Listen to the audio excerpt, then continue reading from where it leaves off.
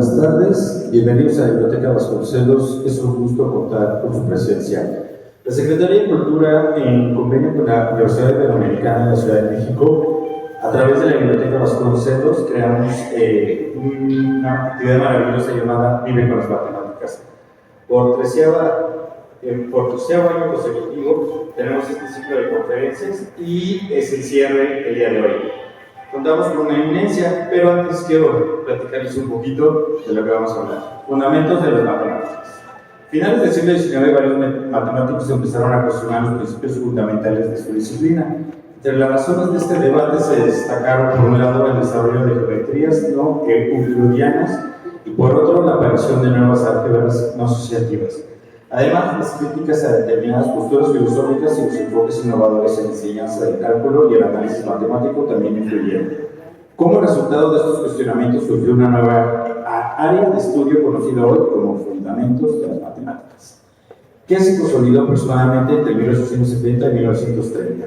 Esta rama abarca temas como la teoría de conjuntos, la lógica matemática y la filosofía de las matemáticas. A diferencia de otras ramas de las matemáticas, donde existía un consenso general sobre las nociones y métodos básicos en este campo, emergieron diversas controversias. En esta plática de divulgación hablaremos algunas de estas diferencias. La verdad es que no necesita mayor presentación. Es un gusto contar para este cierre de conferencias con el doctor Alejandro García Diego Atán. Bienvenido, doctor. Fuerte aplauso.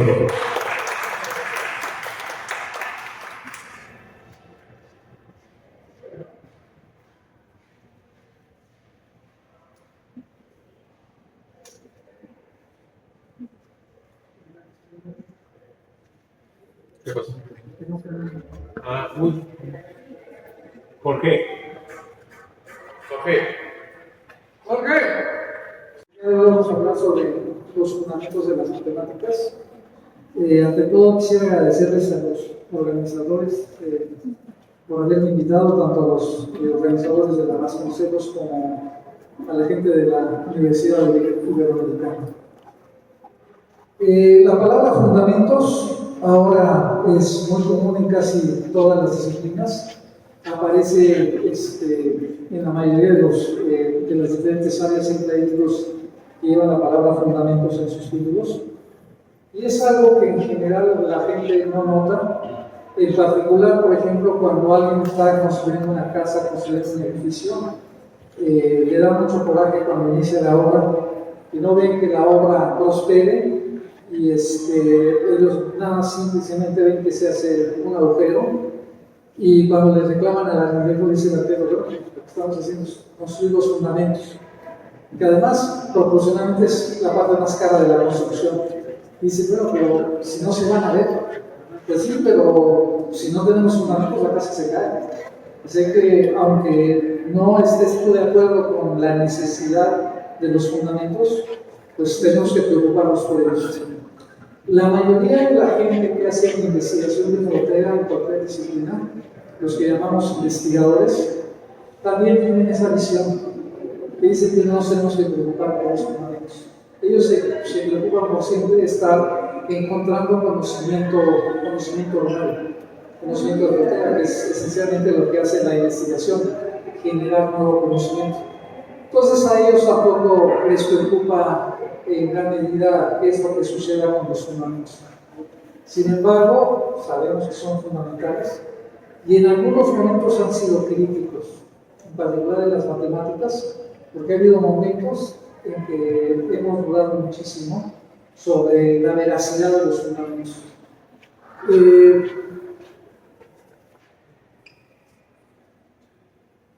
Ahora nos pasa, yo entro, por ejemplo, a buscar noticias, en particular ya no las noticias de política o de sociales porque no confío en ellas, pero aún en las noticias de deportes o en las noticias de eventos políticos, me sucede que ya no puedo confiar en ellas porque no sé si el que está escribiendo la noticia le pone algún título en particular como para llamar la atención y resulta ser que ese título no es la esencia de lo que está representando la película. Hubo un joven, por ejemplo, que a los 13, 14 años, se preguntaba qué era cierto de todo lo que le enseñaba un joven británico, y la enseñanza la recibía de tutores y de institutrices, no de maestros. No se acostumbraba que los niños de la alta sociedad fueran a la escuela. Pero él tenía muchísimas dudas de que si la historia que le enseñaban era la correcta. Como sabemos, por ejemplo, cualquier evento histórico tiene tantas interpretaciones o versiones como testigos haya habido o como historiadores haya. Cada uno va a tratar de interpretar los eventos como le conviene. Las religiones todas afirman ser la verdadera y todas obligan a sus feligreses a divulgar la verdadera palabra.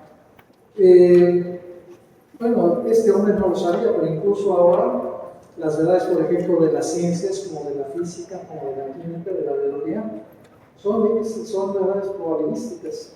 Las calculamos y pensamos qué tan verdaderas son, pero no tenemos la certeza al 100% de que ese es el caso. Resulta ser que en aquel entonces él tiene la ocurrencia, porque así le están enseñando, que tal vez sea en las matemáticas en el único lugar donde encuentre verdades que sean absolutas. Bueno, pues resulta ser que la palabra fundamentos la podemos encontrar como sinónimo de la palabra cimientos, principios y, más importante, elementos. Esta palabra la encontramos, si ustedes van a cualquiera de estas librerías que hay por todos lados y ustedes se meten a cualquier área, van a encontrar libros que lleven precisamente esa palabra como título. Y tenemos, por ejemplo, que hay libros de fundamentos de química y elementos de química, esencialmente es lo mismo. Los dos están discutiendo cuáles son los fundamentos. Y nos vamos a las ciencias económicas y es lo mismo. Nos vamos a la administración de empresas y es lo mismo. Inclusive, por ejemplo, en libros de arte, lo mismo, ¿no? Y lo que nos está tratando de indicar es que van a discutir cuál es la base de esa disciplina, cuál es el fundamento de esa disciplina. Y los encontramos hasta aquí en libros elementales, en libros de diseño, de anatomía, e incluso elementos, libros para estilo ortográficos. Por cierto, hoy me enteré, este es uno de los libros clásicos que yo había visto para escribir. Yo solo sabía que existía en inglés, yo me enteré que también lo hay en español. Bueno, en matemáticas, ustedes se van a encontrar, sobre todo los que ya tienen canas o carecen de pelo, que muchos de nuestros libros elementales de matemáticas llevaban precisamente la palabra elementos. Estos son libros que se usaban en aquel entonces para la educación primaria. Y como ustedes pueden ver, todos se llamaban elementos diferentes. La razón, el fondo de todo esto es que el libro más importante que se había escrito en matemáticas era precisamente un libro que se llamaba Elementos. La diferencia entre ese primer libro muy famoso que fue escrito aproximadamente 300 años antes de Jesucristo es que ese libro, además de tratar de geometría, también trataba de aritmética. Y entonces aquí ya lo que enfatizan es que la materia de la que estamos hablando es de elementos, pero única y exclusivamente de geometría. Bueno, de este libro o de estos elementos de geometría hay una variedad impresionante de ediciones. Hay unas como estas, por ejemplo, que son a colores, que a ustedes les dicen que ciertos elementos van a tener cierto color, para que ustedes visualmente puedan ver qué es lo que está pasando con la figura. Ediciones hay, por ejemplo, algunas que llamamos nosotros ahora, digamos, apócrifas, porque contienen libros o capítulos que no contenían el libro original. Las hay en francés, las hay en inglés, las hay con las figuras, por ejemplo, en tercera dimensión, como si fuera un libro infantil. Ustedes saben que a veces les brinca el castillo y les brincan los dragones. Pues en este caso, por ejemplo, les brincan las figuras les digo, hay ediciones que se reeditaron docenas de veces.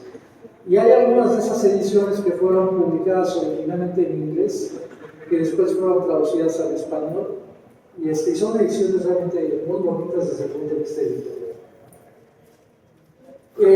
Algunos, todavía hasta principios del siglo pasado, decían que este libro, del que estamos hablando, Los elementos de Euclides, es el mejor libro de texto de matemáticas de todos los tiempos. De todos los tiempos. No hay un solo libro que le iguale o se le parezca. Dice, con excepción de la Biblia, este es el libro de cualquier tema más veces editado en la historia de la humanidad. Algunos historiadores de las matemáticas alegan que se han impreso alrededor de 1000 ediciones diferentes. Honestamente, nadie se los contadas, y entonces no sabemos ni siquiera con cierta certidumbre cuál podría haber sido el número de ediciones. Pero lo que sí se piensa es que después de la Biblia es el libro que más veces se editaron. Hay ediciones completas, incompletas, ilustradas, en 3 dimensiones. Las hay de todos, excepto infantiles. Así como ustedes pueden llegar también a estas librerías que hay en todos lados y buscar, por ejemplo, una edición del Quijote, ustedes pueden encontrar revisión que incluso viene en el español antiguo, pueden encontrar ediciones en español moderno, e incluso pueden encontrar ediciones para niños. Alicia en el País de las Maravillas, un día en una de esas librerías encontré unas de 25 ediciones diferentes. Para niños, para adultos, a colores, de todas formas y colores. Y miren, nada más entre 1820 y 1830, algún colega mío británico me había comentado que había más de 200 ediciones del mismo libro en un periodo de 10 años. No puedo tomar su palabra porque no me dio ningún documento que me garantizara que sea el caso. Pero él, por ejemplo, se dedicó única y exclusivamente a coleccionar ediciones de los elementos de Euclides. Él no compraba ningún otro libro de matemáticas, nada más puras ediciones de Euclides. Y obviamente me decía que hay necesidad de tener las ediciones en chino, o en japonés, o en persa, pues literalmente casi imposible, ¿no? Pero, ¿por qué hay tantas ediciones en particular en la Gran Bretaña? Porque muchos de estos niños de la alta sociedad que eran educados por tutores o institutrices, sus propios tutores hacían sus ediciones. Entonces hay algunos que consideraban que solo los 3 primeros capítulos eran importantes, o solo los primeros 6, o los 6 más el 11º y el 12º. Entonces hay una gran variedad de ediciones, pocas muy completas. En México es triste decirlo y aceptarlo, pero la primera edición completa de los elementos se imprimió en la década de los 90 del siglo pasado.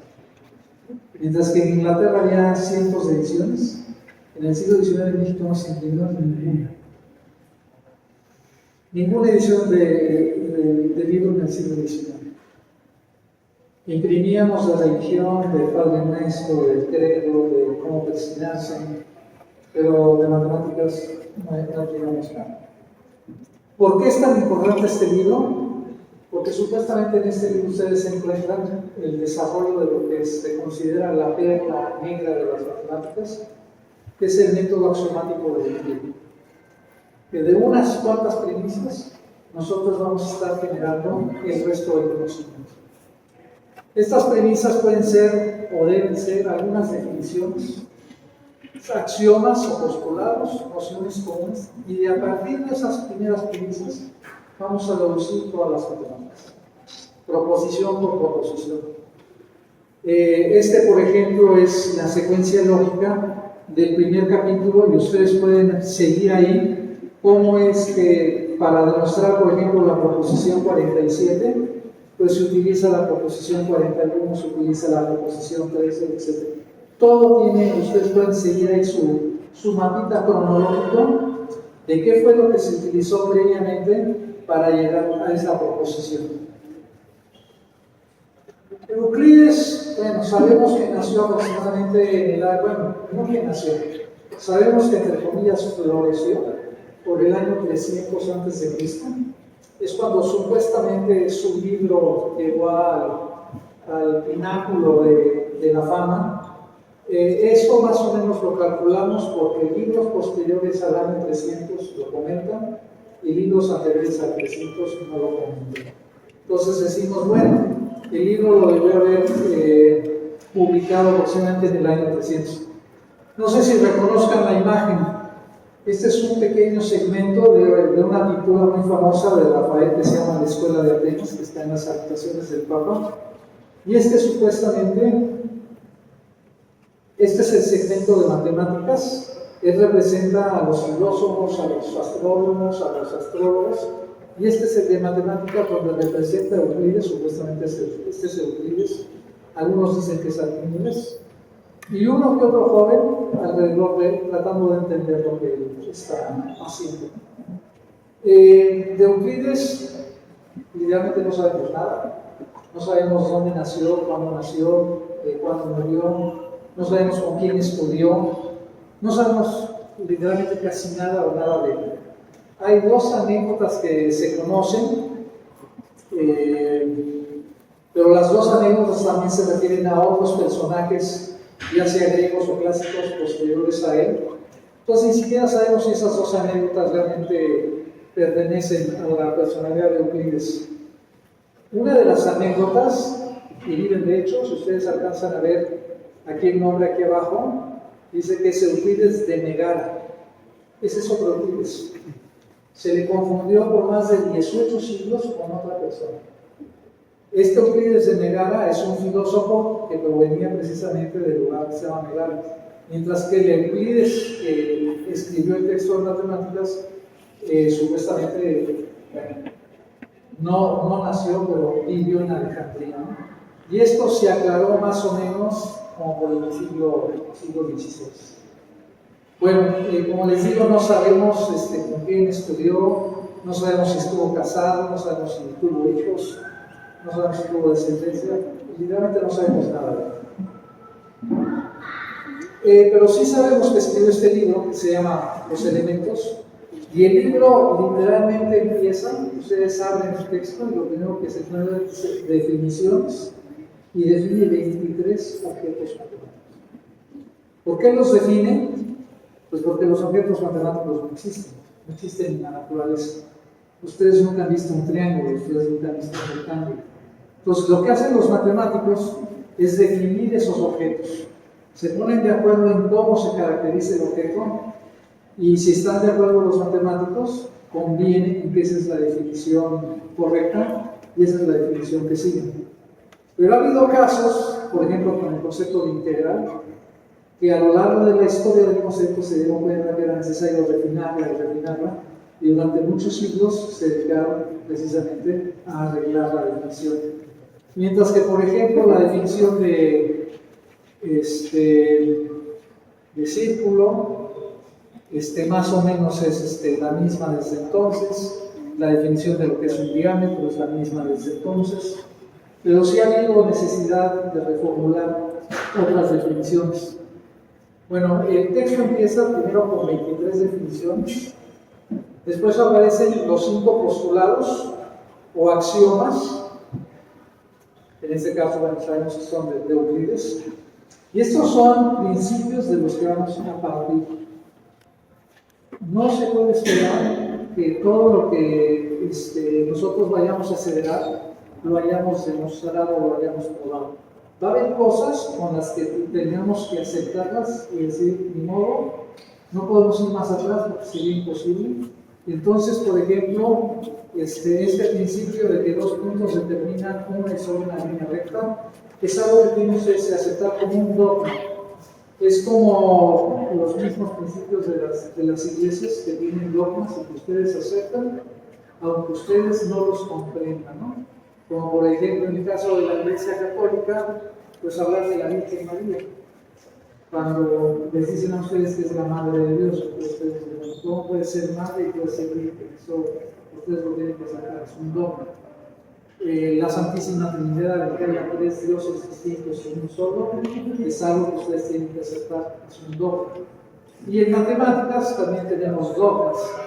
Por ejemplo, uno que les llama la atención a los matemáticos actuales es el 4, que dice que todos los ángulos rectos son iguales. Ustedes saben que un ángulo recto es el que tiene 90 grados. Y necesariamente, si el ángulo es recto, pues todos los ángulos rectos tendrán que ser iguales a 90 grados. Pero recuerden ustedes que en la época de los griegos no existen los grados. Entonces ellos no definían el ángulo recto como un ángulo que tiene 90 grados. Ellos definen a un ángulo recto como aquel que una línea que cae sobre otra y forma ángulos adyacentes iguales, entonces los ángulos son rectos. Entonces sí hay necesidad de decir que todos los ángulos rectos son iguales. Si lo midiéramos con grados, no sería necesario. Entonces, en algunos libros ponen unos axiomas, ponen otros, dependiendo de que crean ellos que es más fácil. Por ejemplo, miren, este sería muy complicado. Es el axioma de las paralelas, de cuando dos líneas son paralelas. Y a muchos matemáticos no les gusta. ¿Se puede quitar? Pero tenemos que tener un principio que sea equivalente a ese axioma. Y un principio equivalente a ese axioma es decir, por ejemplo, que en todos los triángulos, los ángulos interiores de un triángulo son siempre iguales a 180 grados. Esos dos principios son equivalentes. Entonces ustedes dicen, pues me suena más que todos los triángulos tengan igual ángulos que sumen 180 grados. Pero otro matemático les diría, y entonces ya no sería una axioma postulado. Entonces, no es tan fácil seleccionar los axiomas o postulados. Realmente es una labor mecánica que ustedes se encuentren 5 que, por ejemplo, sean independientes, que uno no implique al otro, que no sean redundantes, que ustedes ya usaron uno y que otro diga casi lo mismo. Entonces, no es una tarea realmente fácil. Entonces, ustedes tienen que encontrar, y no tienen que ser 5. Hay gentes que ponen 8, hay otros que ponen 7. Todo depende de cómo quieren ustedes que sea el fundamento de sus matemáticas. Como sucede, por ejemplo, con una casa clasemática. Un arquitecto diseña una casa y dice los fundamentos que se necesitan son estos. Y otro arquitecto puede ir a decir, no, los fundamentos que se necesitan son estos otros, ¿no? Entonces, esto de encontrar el fundamento de algo, pues no es único la respuesta, ¿no? Sino que cada uno puede proponer respuestas diferentes, ¿no? Además de esos 5 postulados, Euclides propone estas cosas que se llaman nociones comunes. También son postulados, pero con una pequeña diferencia. Que mientras los anteriores, estos 5 son exclusivos de las matemáticas, pues ustedes están hablando de ángulos, están hablando de rectas. Estos son comunes a todas las disciplinas. Ustedes están hablando de cosas que pueden usar en filosofía o que pueden ustedes usar en música. Por ejemplo, el hecho de que 2 cosas iguales a la misma cosa son también iguales entre sí. O sea, hasta en genética, ¿no? Si Pablo es hermano de Jaime y Jaime es hermano de Alejandro, entonces Jaime es hermano de Alejandro. Entonces, son principios que usamos literalmente en todas las disciplinas, ¿no? Si se añaden cosas iguales a cosas iguales, los totales son iguales. Suena hasta obvio, ¿no? Que necesitamos decirlo. Pues eso debe suceder. No siempre sucede. Pero bueno, en este caso, por ejemplo, Euclides nos está diciendo, voy a tomar estos como principios que funcionen en mi lógica. El último de todos, por ejemplo, el todo es mayor que la parte, ¿no? Ustedes tienen cualquier objeto, lo rompen, ¿no? Y las partes, de esas partes, ninguna de esas partes puede ser mayor que el objeto. Pero resulta ser que en las matemáticas modernas, negar esto es, por ejemplo, la definición de cuando un conjunto es infinito. Un conjunto es infinito cuando es equivalente a una parte de sí mismo. Los finitos nunca pueden tener esa propiedad. Pero como estamos hablando de algo que no es finito, estamos negando lo finito, entonces sí podemos afirmar que en los conjuntos infinitos el todo no es necesariamente mayor que cualquiera de sus partes. Entonces, son principios que nos ponemos todos de acuerdo y aceptamos. En algunos libros hay hasta 13 nociones comunes, hay 5, hay 7. Eso depende, como les digo, de cada individuo y de cómo piense él encontrar el fundamento de su disciplina, ¿no? Bueno, siguiendo esta tradición de que este libro se consideraba el libro más perfecto de todos los libros jamás escritos, pues hablando de matemáticas, pues empezó a usar el hecho de que los libros de aritmética se llamaran elementos de aritmética, ¿no? Elementos de álgebra, elementos de cálculo diferencial, elementos de trigonometría, etcétera, etcétera, etcétera. Todas las ramas de las matemáticas entonces tienen un libro que se llama elementos de. Y eso quiere decir que ese libro representa o contiene los fundamentos de esa rama. Cada rama se puede fundamentar de una manera diferente. Bueno, esta es la portada de la primera edición en inglés, una vez inventada la imprenta. Como ustedes recordarán, esto sucede aproximadamente por el año 1600 con Gutenberg. Y lo que se hacía literalmente para poder hacer un trabajo como estos era grabarlo en madera, se pintaba el objeto, se ponía una hoja de papel encima, se bajaba la prensa y la imagen quedaba grabada en el papel. Imagínense ustedes nada más el trabajo, ¿no?, del que hacen el tallado en madera. Es una obra preciosa, ¿no? Este hombre, esta traducción, todavía confunde a Euclides con el Euclides de Megara. Están hablando de otro filósofo, ¿sí? Pero ustedes pueden ver entre todas las imágenes que aquí aparece lo que el editor del libro, el impresor del libro, considera que son las 4 ramas de las matemáticas: la aritmética, la música, la geometría y la astronomía. Esas son las 4 ramas de las matemáticas. Pero si ustedes leen a Aristóteles les dice que las 4 ramas son independientes. Ninguna es la base o el fundamento del arte. La aritmética es independiente de la geometría es independiente de la música y de la astronomía. Son 4 ramas que son independientes una de la otra y cada una tiene su propio fundamento. Y entonces vamos a encontrar con que del libro de los elementos de Euclides, como les digo, hay ediciones de toda naturaleza. Este es un libro que si ustedes quisieran buscar ediciones antiguas, literalmente las encontrarían casi en cualquier biblioteca importante. Si van, por ejemplo, los libros antiguos de la universidad, se conservan los conserva la Facultad de Ingeniería, en el famoso edificio donde se realiza la Feria del Libro por los años. Cuando ustedes van ahí, ellos tienen una edición de los elementos que debe ser aproximadamente para el siglo XVIII. Las 2 ediciones más viejas que se conservan son de aproximadamente el año 888. Estamos hablando de 1300 años después de que existió Euclides, la primera edición que se conserva del libro, y esa se conserva en la biblioteca de la Universidad de Oxford. Y la siguiente versión más vieja es de aproximadamente como del año 1000, y esa se conserva en la Biblioteca del Vaticano.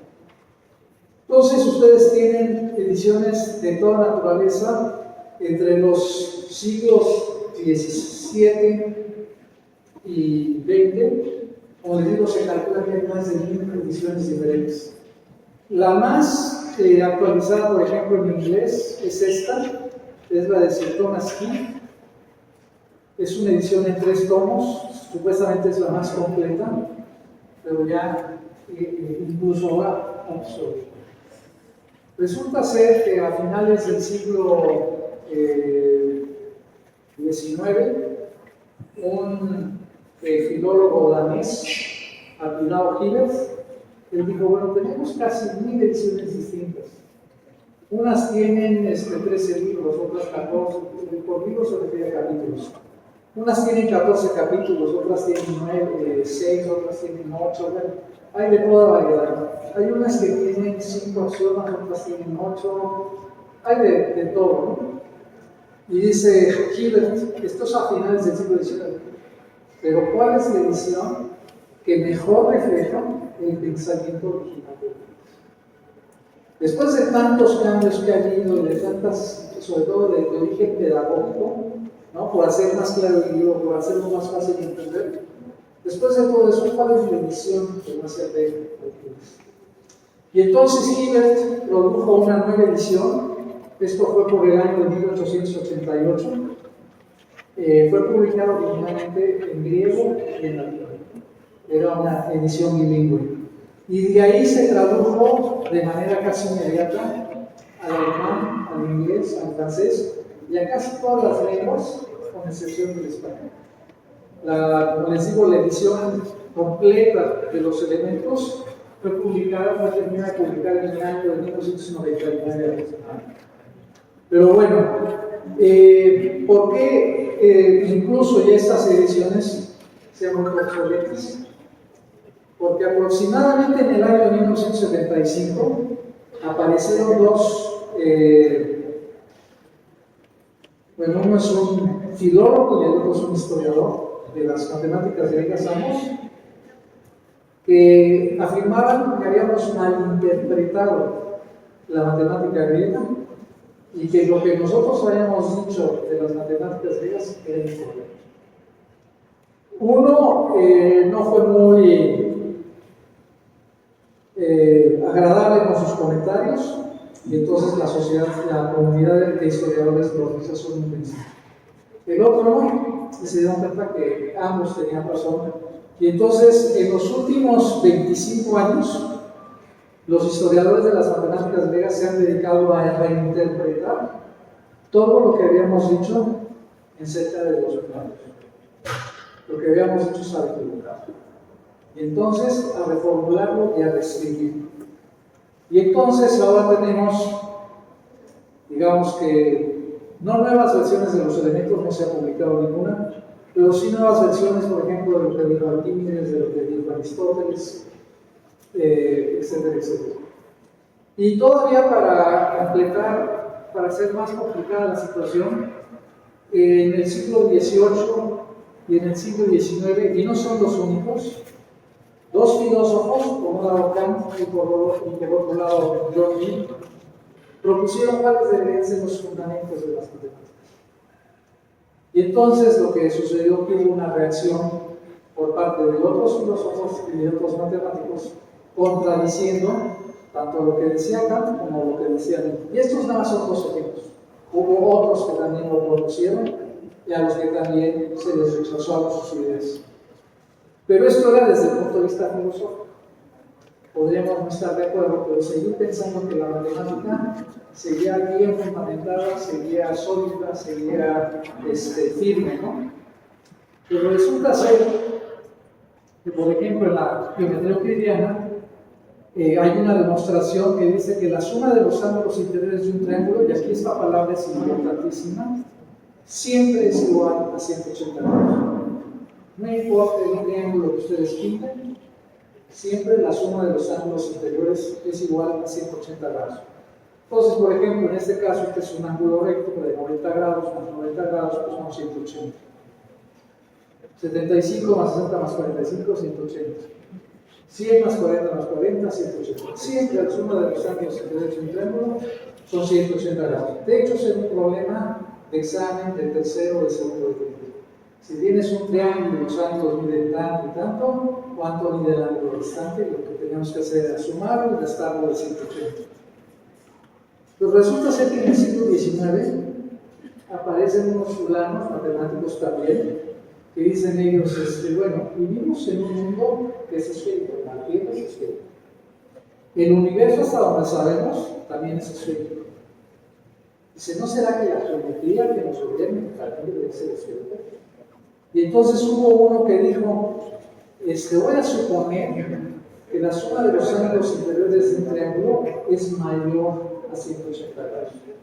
Como es el caso de estos triángulos de estos ángulos. Estos miden más de 180. Dice, y a fuerzas voy a llegar a una contradicción. A fuerzas voy a llegar a un error, porque sabemos que los ángulos inferiores siempre suman 180. Y entonces el individuo empezó a hacer proposición tras proposición, a demostrar, y se da cuenta que no llegaba a ninguna contradicción. Y entonces dijo, bueno, no hemos llegado a ninguna contradicción, pero esto es en contra de la naturaleza. Así es que los ángulos de un triángulo deben ser necesariamente igual a dos rectos o 180 grados.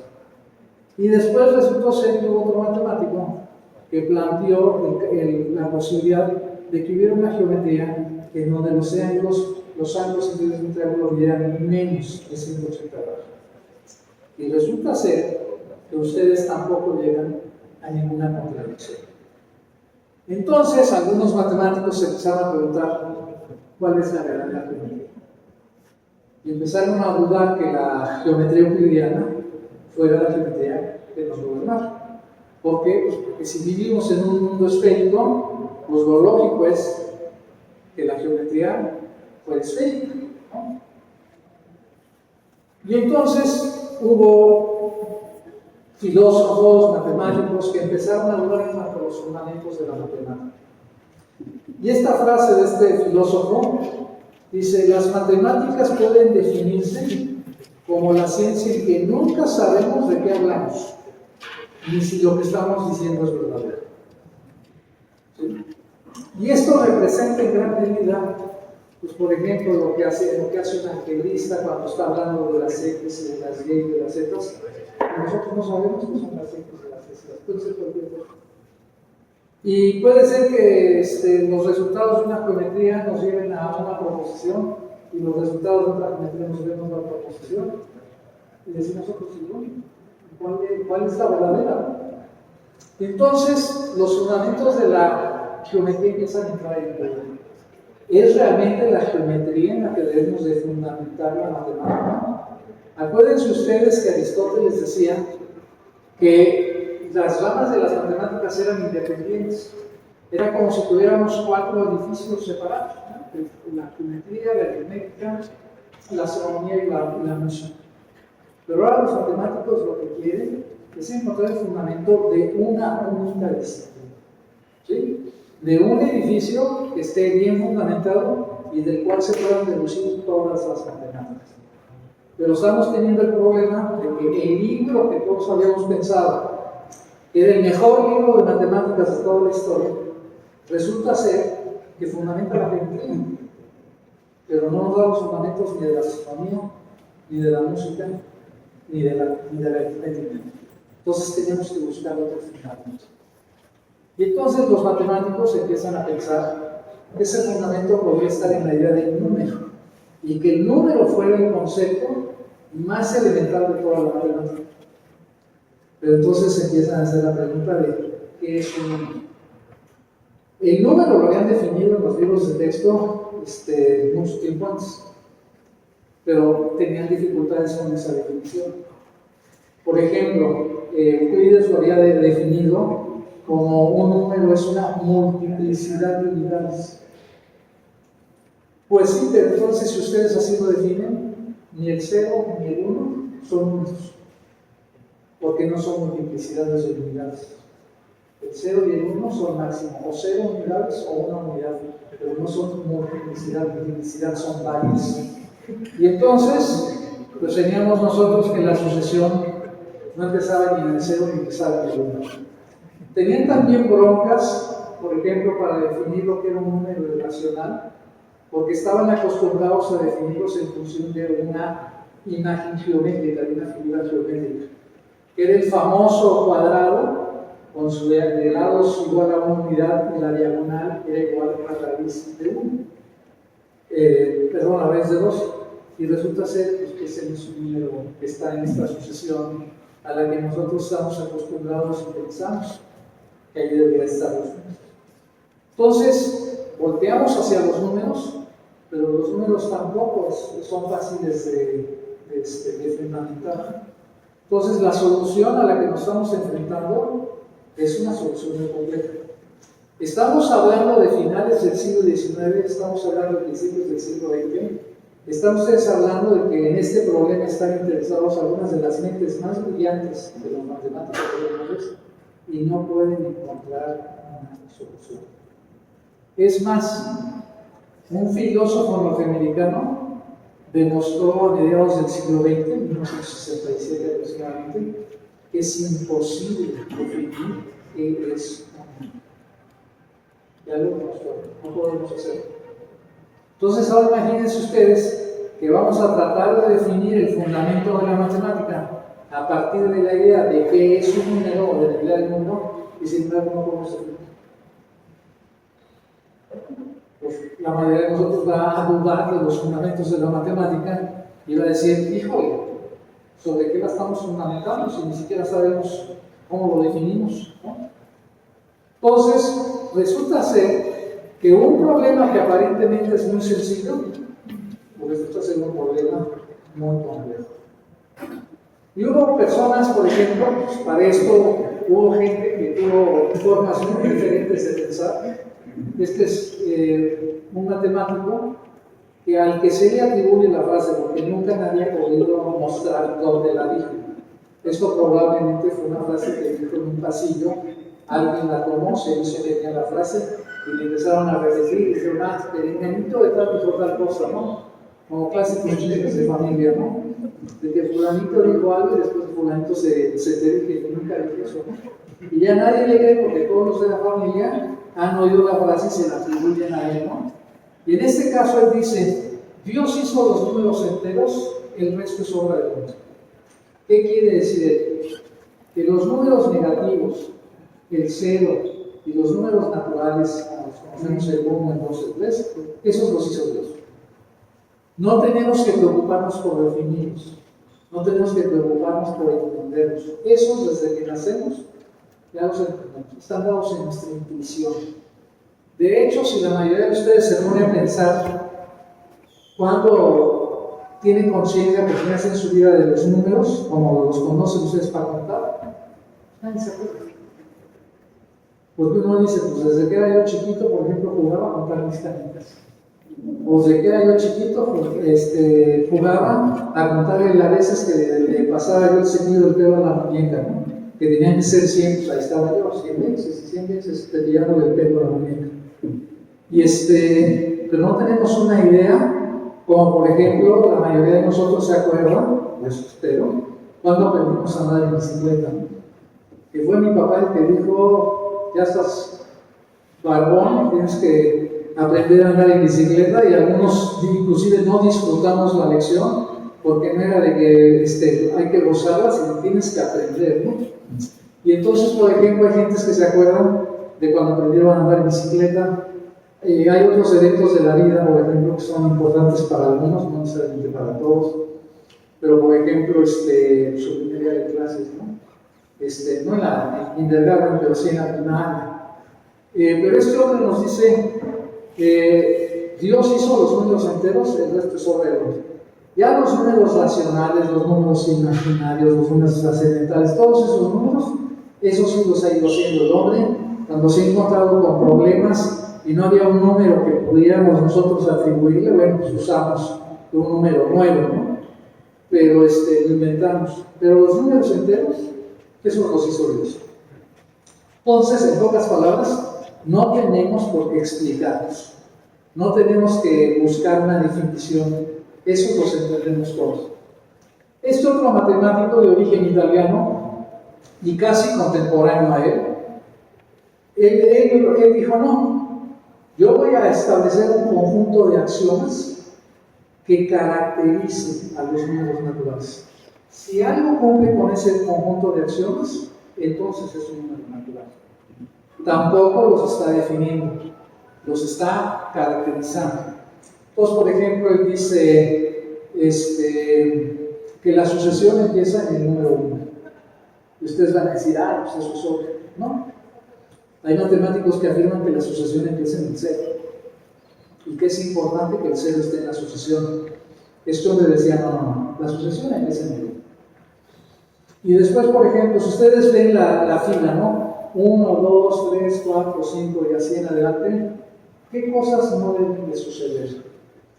Por ejemplo, que si dos números tienen un número sucesor, un número que le sigue, al 2 le sigue el 3, al 3 le sigue el 4, al 4 le sigue el 5. Si dos números son diferentes, no pueden tener el mismo sucesor. No puede ser que el 2 y el 3 tengan el mismo sucesor. Necesariamente tiene que ser diferente. ¿Qué otro axioma pone él? Que no puede ser que ustedes vayan 1, 2, 3 y de repente la sucesión regrese y empiece otra vez a hacerse la sucesión. Eso tampoco puede suceder. Entonces proponen 5 acciones. Pero resulta ser que si ustedes le cambian las palabras de esos axiomas y en lugar de número ponen tazas, ponen sillas, los axiomas siguen funcionando. Entonces alguien le dijo, sí, tus axiomas están muy bien, pero no caracterizan de manera unívoca a los números naturales. Quiere decir, hay otros conjuntos de cosas que también cumplen con esos axiomas. Entonces tus axiomas, pues están bien, pero tampoco nos gustan a todos, ¿no? Hubo otro matemático de apellido Cantor, de origen alemán, que lo que hace es construir los números naturales. Él nos enseña cómo se puede construir el 1, el 2, el 3, etcétera, etcétera. Y entonces dice, ni dependemos de axiomas, ni dependemos de creer que ya sabemos que es un número. Yo les puedo enseñar a construirlos. Y entonces, él construye lo que se llaman los números naturales. Él en sus textos les llama números cardinales finitos. Es la manera como les pone. Muchas veces ha sucedido en la historia de las matemáticas que hay matemáticos que tienen problemas para definir algo o para hacer algo, porque todavía no existe ese concepto, hay que inventarlo.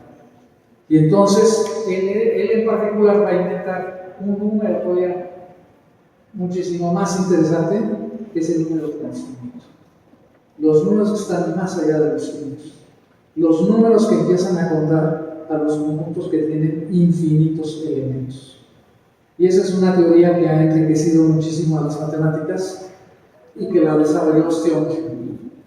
Es uno de los pocos casos en la historia de las matemáticas de alguien que descubre algo nuevo y que ya tiene una idea así a lo largo de cómo se va a desarrollar su teoría. Normalmente la gente cuando hace un descubrimiento de una nueva teoría propone algo nuevo, pero no tiene idea de cuáles van a ser las consecuencias de esto. En particular, Cantor lo visualizó desde el principio, es impresionante. Bueno, hubo otra persona, otro filósofo, que es el chamaquito del que les estaba yo hablando, de que tenía dudas acerca de lo que le enseñaban sus tutores y sus filósofos. Y él dice que él puede utilizar el concepto de clase, que es anterior al concepto de conjunto, y de ahí definir el número. Entonces, lo que nos está diciendo este hombre es que el fundamento de la matemática se encuentra en la lógica, no en las matemáticas. Cantor lo que nos estaba diciendo es que el fundamento de toda la matemática era una noción de conjunto. Él puede construir los números naturales a partir del concepto de conjunto.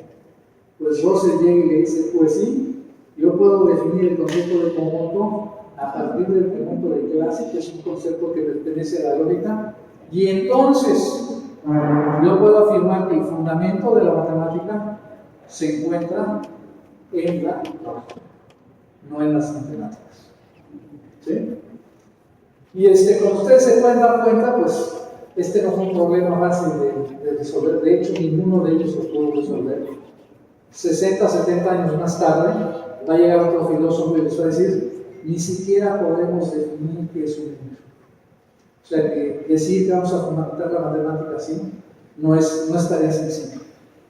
Bueno, todo se complicó aún más, porque en la teoría de conjuntos, los matemáticos encontraban paradojas, encontraban contradicciones. Una de las más populares es esta paradoja que se le llama paradoja del barbero, donde imagínense ustedes que hay un pueblo y en el pueblo solo hay un barbero, y el barbero rasura a todos aquellos que no se pueden rasurar sin ellos, o porque les da flojera, o porque les tiembla la mano, o porque ya no ven, lo que ustedes quieran. Pero el barbero solo rasura a aquellos que no se pueden rasurar a sí mismos. La pregunta es, ¿quién rasura al barbero? ¿Sí? Porque si se rasura a sí mismo, está violando el principio de que él solo rasura a los que no se pueden rasurar a sí mismos. Pero si no se puede rasurar a sí mismo, entonces se debería de rasurar a sí mismo. De cualquier forma que ustedes empiecen a resolver la pregunta, si sí puede, entonces no puede. Y si no puede, entonces sí puede. Entonces ustedes llegan a una especie de círculo vicioso. Y así como esa contradicción, se encontraron otras. Estos dos académicos, entre los dos encontraron una, también se volvió muy popular allá por el año 1908. Russell encontró una, Cantor ya supuestamente ya las había visto, ya las conocía, pero Cantor sí pensaba que había una solución a las contradicciones, a las paradojas. Y él decía, es que no todo lo que pensemos puede ser un momento. Y con eso él solucionaba eso. En la mayoría de las paradojas siempre está involucrada la palabra todos, el hablar de una totalidad. En el caso de los habitantes del pueblo, es todos los habitantes, ¿sí? Y dice Cantor, es que no todas las totalidades pueden ser conjuntos. Y por ahí él le daba la solución. El problema estaba en que pues, tu solución parece ser arbitraria. ¿Cuándo sabemos de qué totalidad sí podemos hablar y de qué totalidad no podemos hablar? Como que nos tienes que advertir desde antes en dónde está el truco, ¿no? El caso es que, como les decía en el principio de la plática, los objetos matemáticos no están en la naturaleza. Nosotros los definimos, ¿sí? Nadie jamás ha visto un número, nadie jamás ha visto un triángulo. Los matemáticos definen sus conceptos. Pero así como definen sus conceptos, también definen sus reglas de cómo operar con sus conceptos. Y todos son convenciones. Y las convenciones, pues unos están de acuerdo con unas y otros están de acuerdo con otras. Y entonces, miren, problemas graves de la filosofía de las matemáticas es cuando podemos afirmar que un objeto matemático existe. Porque, por ejemplo, miren, hay teoremas matemáticos, hay muchos, por ejemplo, en ecuaciones diferenciales que les dicen que la solución de esta ecuación sí existe y es única. Pero no les dice ni cuál es, ni cómo ni cuál. Entonces hay matemáticos que dicen, a mí eso no me interesa, a mí me interesa que me muestres cuál es la solución. ¿Sí? Hay muchas proposiciones en matemáticas que son proposiciones existenciales. Y hay matemáticos que afirman que dicen, yo no pruebo tus proposiciones mientras involucren un número infinito de pasos. Porque yo no sé dentro de la infinitud qué pueda pasar. Pero ahí puede haber un elemento que no tengamos control que está cambiando las cosas. Si es un número finito de pasos que yo voy a ir verificando cómo estás afirmando las cosas, entonces yo puedo proposición. Pero si es un número infinito de pasos, no voy a creer en tu proposición. También los matemáticos, por ejemplo, Juan Carlos decía que un objeto matemático existe cuando lo podemos definir en un número finito de pasos. No me digas nada de que involucre literalmente al infinito, ¿no? Y otro matemático tan importante como el de la época, él afirma que un objeto matemático existe mientras no nos lleve a contradicciones. ¿Sí? Pero pues ustedes quieren saber, desde antes de empezar a trabajar, si ese objeto los va a llevar a contradicciones o no. Entonces no me digas después de 3 años o de 5 años de trabajo, y acabamos de encontrar una contradicción, todo lo que he trabajado no sirve, no. Tú dime desde un principio con qué objetos matemáticos sí puedo trabajar y con qué objetos matemáticos no puedo trabajar. Entonces, como les digo, la solución no es fácil. Y otra cuestión que tiene mucha relevancia en las matemáticas es cuál es el papel de la lógica. Hay matemáticos que dicen la lógica se debe de quedar a un lado. Las matemáticas deben de empezar por la intuición, las matemáticas deben empezar por lo que nosotros vemos en la naturaleza, las matemáticas deben tener un carácter empírico. ¿sí? Hay otros matemáticos que dicen que la lógica debe ser usada como una herramienta para regular los casos matemáticos. Que no se vale que deduzcamos cualquier cosa. Por ejemplo, si ustedes pudieran deducir algo y su contradicción, entonces ustedes pueden deducir cualquier cosa. No importa. Ya saben ustedes que existe A y que no existe A, pues entonces puede pasar cualquier cosa. Entonces, Hilbert en particular dice, no, la lógica debe ser una herramienta. Pero ya habíamos visto que otro matemático, que es el caso de Bertrand Russell, él decía, no, la matemática se deduce de la lógica. La lógica es la herramienta que controla a las matemáticas. Bueno, entonces les puedo decir que aún en el día de hoy hay conflictos en cuanto a cuáles son los fundamentos de las matemáticas. Esta discusión de la que hemos platicado el día de hoy es una discusión que se dio a finales del siglo XIX y principios del XX.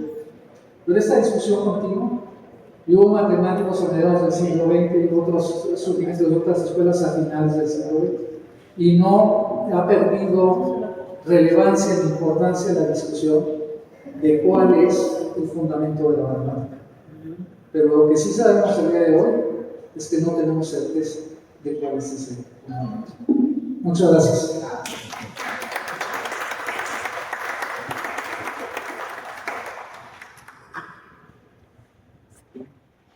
Bueno, pues